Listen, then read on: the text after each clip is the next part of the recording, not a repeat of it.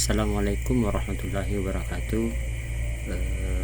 Untuk sementara barangkali saya mencoba menjelaskan dari tugas satu ini bagaimana cara menganalisis SKL, KI dan KD sesuai dengan tugas satu, yaitu kita mengacu kepada tabel 4.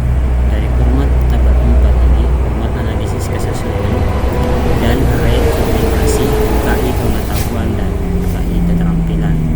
Jadi saya mengambil contoh matematika kelas 5 pada semester genap. Nah, untuk mengisi kompetensi inti K3 atau pengetahuan itu diisi sesuai dengan Permendikbud nomor 24 tahun 2016. Begitu juga dengan KI 4 keterampilannya itu diisi sesuai dengan Permendikbud nomor 24 tahun 2016. Nah, bagaimana hasil analisis dan rekomendasi KI? Nah, kami dapat temukan dari setelah menganalisis antara KI 3 dan KI 4 ini, itu KI 3 pengetahuan dan KI 4 keterampilan adalah untuk program pendidikan tahun 3 tahun. Nah, di mana jenjang ini adalah di tingkat kelas 4, kelas 5 dan kelas 6. Nah, hasil rekomendasinya KI 3 dan KI 4 tersebut sesuai menjadi rujukan KD-KD mata pelajaran matematika pada kompetensi pengetahuan dan keterampilan, khususnya di kelas 4, 5, dan 6. Selanjutnya, untuk menganalisis SKL, KI, dan KD sesuai dengan tabel 7, analisis dan rekomendasi KD pengetahuan dan keterampilan, dengan cara yang kedua ini tetap sama, masih kami menggunakan matematika kelas 5 di semester genap, di mana hasil analisis SKL KI KD-nya untuk kolom pertama ini kami ambil KI-nya menjelaskan dan menemukan jaring-jaring bangun ruang sederhana, kubus dan balok. Ini sesuai dengan Permendikbud nomor 24 tahun 2016. Kemudian untuk kolom kedua, kompetensi dasar keterampilannya KI KD4 ini kita sama sumbernya dari Permendikbud nomor 24 tahun 2016. Nah, kemudian di kolom ketiga sudah masuk ke analisis KD3. Apa tujuannya di analisis KD3 ini? Untuk mengetahui tingkat dimensinya, tingkat dimensi kognitifnya, dan bagaimana bentuk dimensi pengetahuannya. Nah, kami lihat dari KD3 menjelaskan dan menemukan jaring-jaring bangun ruang sederhana, kubus dan balok. Nah, kami temukan tingkat dimensi kognitifnya adalah menjelaskan. Ini menjelaskan. Nah, kemudian dan menemukan. Jadi menjelaskan dan menemukan. Nah, dari analisis ini kami mendapat kesimpulan bahwa tingkat dimensi kognitifnya itu berada pada C2. Dari C2, dan pengetahuan tentang jaring-jaring bangun ruang sederhana, kubus dan balok. Kemudian untuk kolom 4, rekomendasi KD3. Setelah kami menganalisis KD3 ini, jadi setelah dianalisis KD3 dengan mendapatkan tingkat dimensi kognitifnya C2, itu menjelaskan dan menemukan, itu dipasangkan dengan bentuk pengetahuan secara konseptual.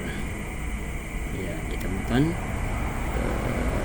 dimensi kognitifnya itu dipasangkan dengan bentuk konseptual. Kemudian kita pindah ke analisis KD4.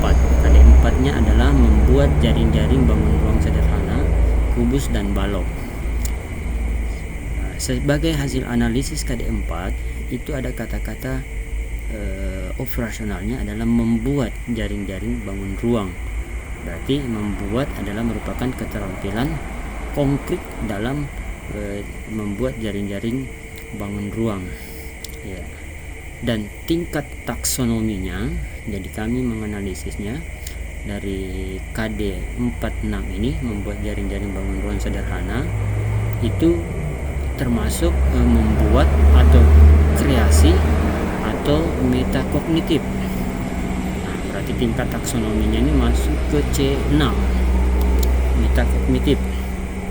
Iya, sudah berarti sudah berkreasi, sudah mampu menganalisis, sudah mampu mendesain, mampu membuat. Apa yang dibuat adalah jaring-jaring bangun ruang termasuk kubus dan balok. Itu analisis kami. Nah, kemudian di kolom 6 rekomendasi KD4. Setelah kita menganalisis KD4 ini, membuat kata-kata membuat operasionalnya, ini kata-kata operasional yang membuat yang masuk kreasi atau metakognitifnya, kami dapat menyimpulkan sebagai rekomendasi KD4 ini adalah di KD3 ini ada menjelaskan dan menemukan.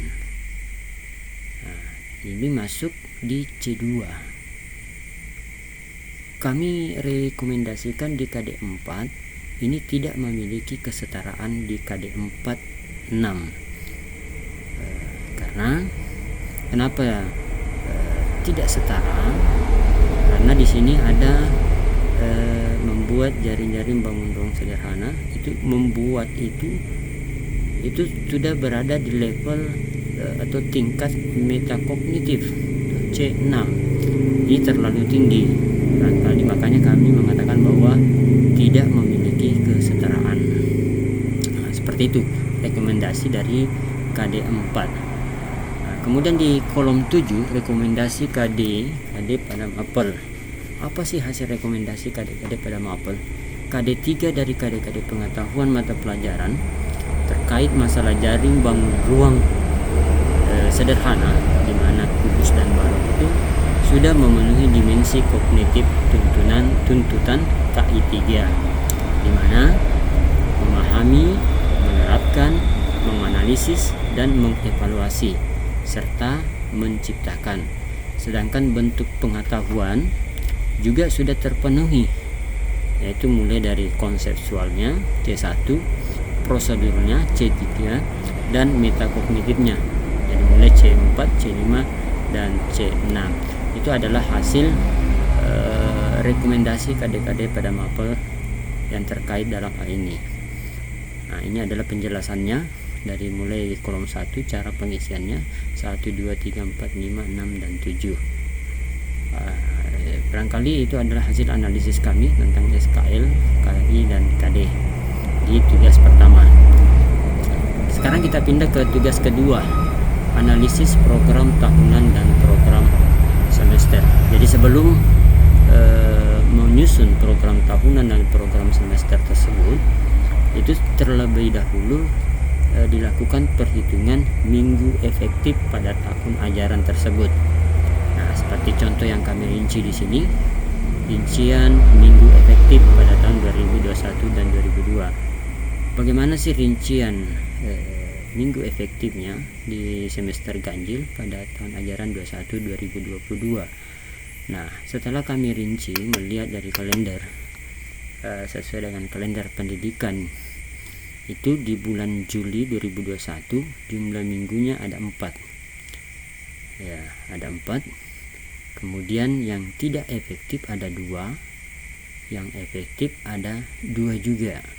Begitu juga dengan di Agustus, jumlah minggunya 4, efektifnya tidak ada, berarti efektifnya 4.